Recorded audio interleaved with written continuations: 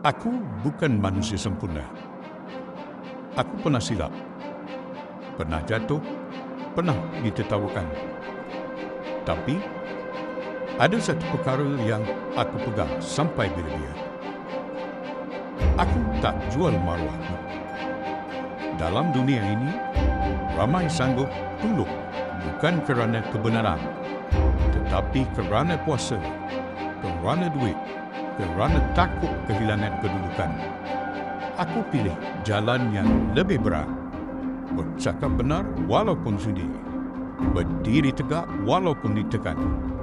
Sebab hidup tanpa maruah itu bukan hidup. Itu cuma bernafas.